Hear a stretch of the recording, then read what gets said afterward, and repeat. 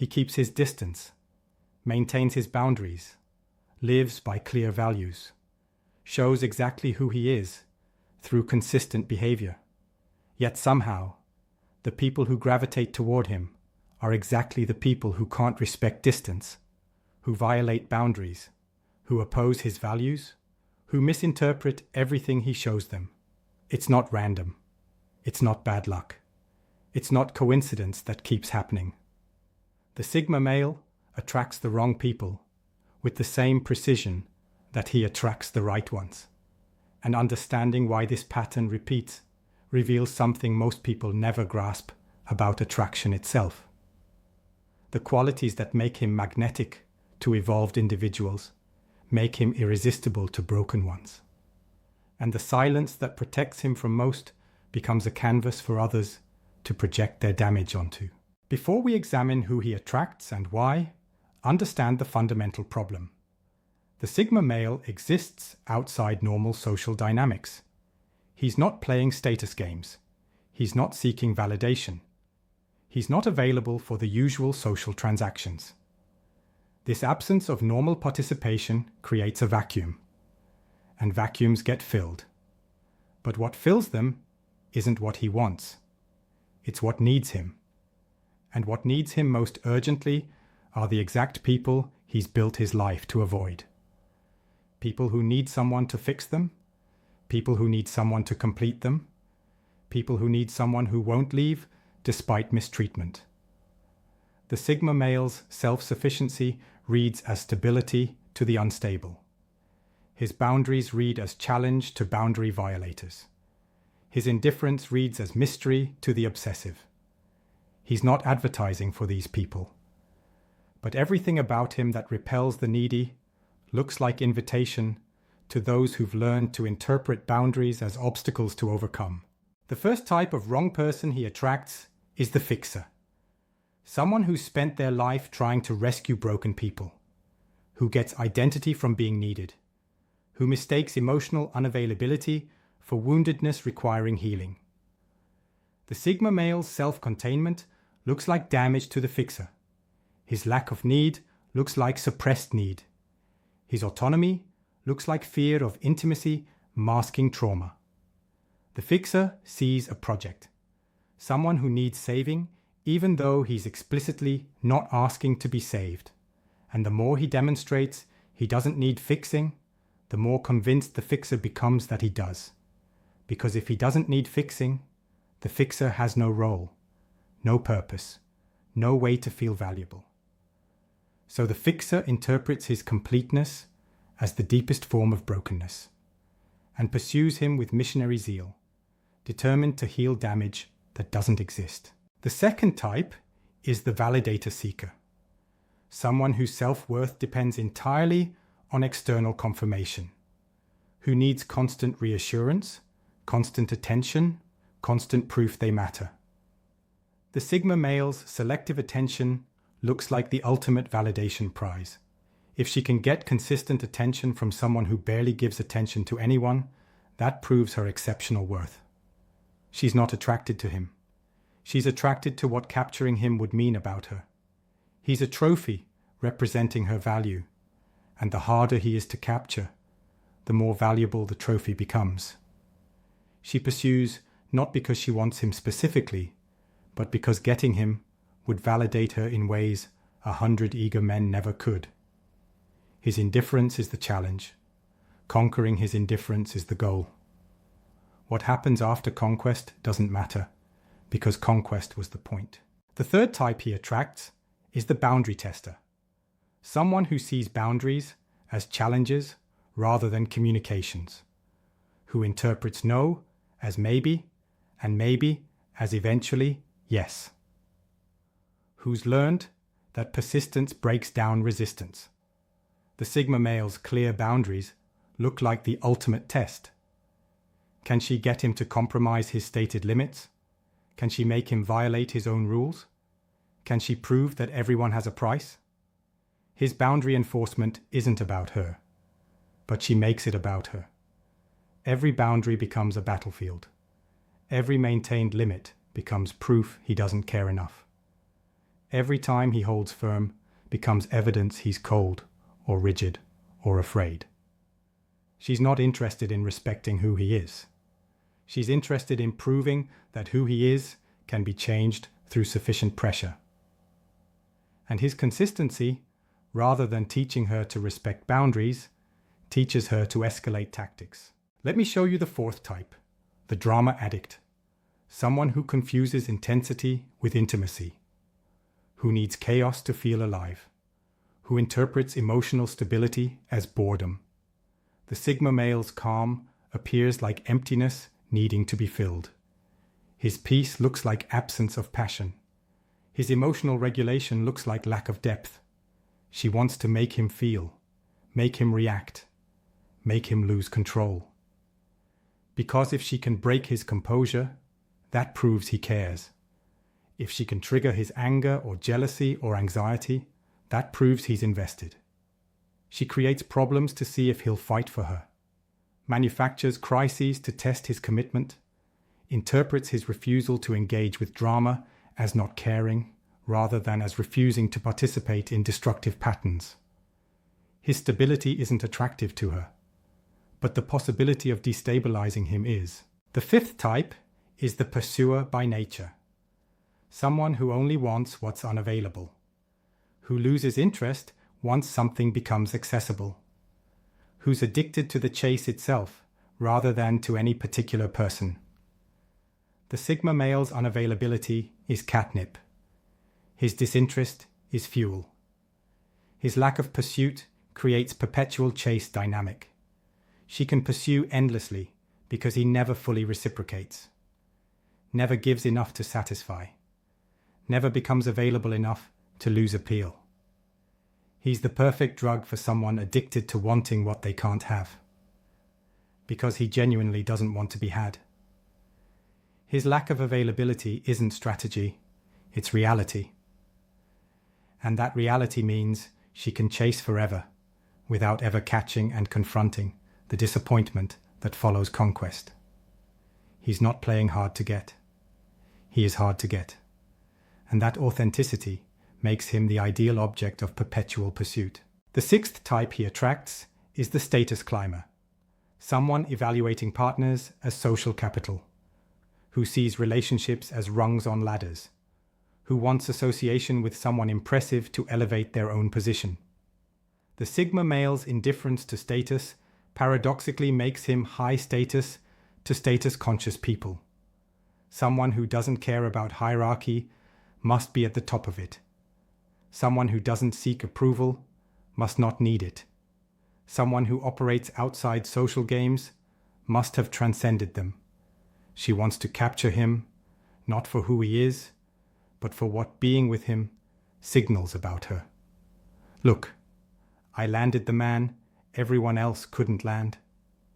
Look, I'm special enough to matter to someone who doesn't let anyone matter. She's collecting him like designer bag. Proof of her value through association with his perceived value. Here's the seventh type, the identity borrower. Someone who doesn't know who they are, who builds identity from whoever they're with, who becomes a mirror reflecting back whatever their partner is. The Sigma male's strong identity looks like something to absorb. His clear values look like framework to adopt. His defined self looks like structure for her formless self. She's not attracted to him as separate person. She's attracted to him as identity template. She wants to become him because she has no authentic self to be. His autonomy looks like model to copy. His purpose looks like purpose to steal. His direction looks like direction to follow. She thinks she's compatible because she matches him perfectly. But she matches him because she's matching him deliberately, sacrificing whatever self she had to become his reflection. And reflection isn't partnership, it's colonization. The eighth type is the emotionally unavailable person seeking equally unavailable partner. Someone who's terrified of intimacy but doesn't want to be alone. Who needs relationship without vulnerability. Who wants connection without closeness. The Sigma male's boundaries look like safety. His emotional reserve looks like shared limitation. His self-containment looks like mutual agreement to stay surface level. She thinks she's found someone who won't pressure her for depth, won't demand emotional availability she can't provide, won't expect vulnerability she's incapable of. But she's misreading. He's not emotionally unavailable. He's emotionally selective, not incapable of depth, just very careful about who gets access to it. She wanted someone who'd collude in shallow connection. He wanted someone capable of earning deep connection. The mismatch is fundamental, but both mistake the other's reserve as compatibility. Let me take you into the 9th type, the competitive friend. Not romantic interest, but someone who befriends him to compete with him, who needs to prove they're as independent, as strong, as self-sufficient, who sees his autonomy as challenge to their own, who's not seeking friendship, who's seeking contest. The Sigma male's lack of competitive energy looks like he's not playing. But to the competitive friend, everything is competition. His achievements must be matched. His choices must be analyzed for weakness. His boundaries must be tested to see if they're as firm as claimed. This person isn't drawn to him for connection. They're drawn to him as benchmark, as measuring stick. As person to defeat in unspoken competition, he doesn't know he's entered. They want proximity, not for relationship, but for constant comparison. The 10th type he attracts is the energy vampire, someone who's internally depleted, who gets life force from others' attention, who feels alive only when consuming someone else's emotional resources. The Sigma male's contained energy looks like reservoir to tap. His stability looks like foundation to drain. His strength looks like resource to extract. She doesn't want to build something with him. She wants to take from him until he's as empty as she is. His self-sufficiency is attractive because it promises endless supply. Someone who recharges themselves can be drained indefinitely. She's not conscious of this. She just knows being around him makes her feel better. And she mistakes that feeling better as compatibility rather than recognizing it as parasitism. He's not energizing her. She's extracting his energy. And extraction dressed as attraction is the most common form of predation in modern relationships. Here's why these wrong people keep finding him, despite his clear signals. They're not reading his signals accurately. They're projecting their needs onto his behavior. The fixer sees woundedness. The validator sees prize. The boundary tester sees challenge. The drama addict sees potential chaos. The pursuer sees perfect unavailability. The status climber sees social capital. The identity borrower sees template. The emotionally unavailable sees safety. The competitive friend sees benchmark. The energy vampire sees resource. None of them see him. They see their need reflected in his mystery. And mystery is the problem, not his mystery. Their desperation to fill the gaps his silence creates with meaning that serves their agendas. Let me show you why he can't easily filter these people out. They're often intelligent, often articulate, often capable of performing compatibility long enough to get access. They've learned to mimic the behaviors that gain entry to guarded people. They know to respect boundaries initially, to not appear needy at first, to demonstrate independence early. They're skilled at passing the early filters. The fixer is patient. The validator is strategic. The boundary tester is subtle. The drama addict stays calm until investment happens. The pursuer appears casual. The status climber hides motivation. The identity borrower mirrors authentically. The emotionally unavailable seems perfect match. The competitive friend seems supportive. The energy vampire seems energizing at first. By the time the true pattern emerges, months have passed. Investment has occurred, and the Sigma male faces the same exhausting decision again. Stay and manage dysfunction, or leave and start over, with knowledge that the same pattern will likely repeat. Here's the brutal truth about why this pattern persists. The right people, the ones who'd be genuine matches, often don't pursue. They're self-sufficient too. They're busy with their own purposes. They're not scanning for partners to complete them. They're comfortable alone. So they see the Sigma male, recognize a peer, appreciate from distance, but don't actively pursue, because pursuit isn't their nature. Meanwhile, the wrong people pursue aggressively. They have urgent needs. They have empty spaces requiring filling.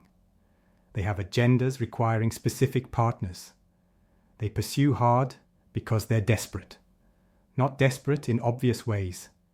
Desperate in ways that look like intense interest, genuine compatibility, perfect matching. The right people are passive. The wrong people are active. And in the marketplace of pursuit, active wins proximity even when passive would win compatibility. Now let's talk about the Sigma male's role in perpetuating this pattern. His standards are clear, but his communication is subtle. He signals through behavior rather than stating directly. The right people decode behavioral signals. The wrong people don't decode, they project. So his subtle signaling system accidentally selects for people who don't understand signals, who fill his silence with their narratives, who interpret his pauses as whatever serves their agenda. If he communicated more directly, more verbally, more explicitly, some wrong people would self-select out. But direct communication feels like invitation to negotiation, feels like opening debate, so he maintains indirect communication. And indirect communication creates space for misinterpretation. And misinterpretation is how wrong people convince themselves they're right people. Here's why he often stays too long once wrong people gain access. He values loyalty, commitment, giving people chances, not abandoning people at first sign of difficulty. These are admirable qualities. But they work against him with wrong people. The fixer interprets his loyalty as progress in healing him. The validator interprets staying as validation of her worth. The boundary tester interprets chances as eventual boundary erosion. The drama addict interprets commitment as tolerance for chaos. Every quality that would serve him well with right person becomes weapon in hands of wrong person. His consistency becomes their tool. His principles become their leverage. His values become their ammunition. And by the time he recognizes the pattern, significant time has been invested in situation that was doomed from selection. Let me show you the final mechanism perpetuating this cycle. He learns from each wrong person, develops new filters, gets better at early detection, becomes more discerning. But each calibration makes him more guarded, and increased guardedness is more attractive to certain wrong people, particularly the fixer who sees more damage to heal, the boundary tester who sees bigger challenge, the pursuer who sees more unavailability to chase. His defenses attract exactly the people his defenses were designed to repel. He becomes harder to access. They become more attracted to accessing hard things. He raises walls. They bring ladders. He creates distance. They close gaps. His solutions become their invitations. His protections become their targets. So why does the Sigma male attract the wrong people again and again? Because the qualities that make him valuable to right people make him irresistible to wrong people. His self-sufficiency attracts the dependent. His boundaries attract the boundary violators. His stability attracts the chaotic. His mystery attracts the projectors. His selectivity attracts the validators. His unavailability attracts the pursuers. His strength attracts the extractors. And his communication style, optimized for quality people who read behavioral signals, accidentally selects for broken people who can't read signals but excel at projection. He's not doing anything wrong. The system is just rigged. The wrong people pursue harder, lie better, persist longer, and the right people who'd actually be compatible are too independent to chase someone who isn't chasing them. The pattern doesn't break until he changes the selection mechanism, until he stops relying on behavioral signals that wrong people misread, until he communicates directly enough that projection becomes impossible, until he filters earlier and more ruthlessly, until he accepts that his loyalty and commitment, while valuable with right people, enable wrong people to overstay, until he recognizes that some patterns require not better boundaries, but better selection, not stronger walls, but better gates, not more distance, but more discernment about who gets reduced distance. And perhaps most importantly, the pattern doesn't break until he accepts that attracting wrong people isn't his failure. It's math. When you're rare, you attract two groups: the rare people seeking peers and the common people seeking solutions to their problems. The first group is small and passive. The second group is large and aggressive. Volume and aggression win proximity battle. But proximity isn't compatibility. Access isn't relationship. Attraction isn't match. The wrong people will keep coming because he represents what they need. The question isn't how to stop attracting them. The question is how to identify them faster and exit earlier. How to waste less time on incompatibility disguised as interest.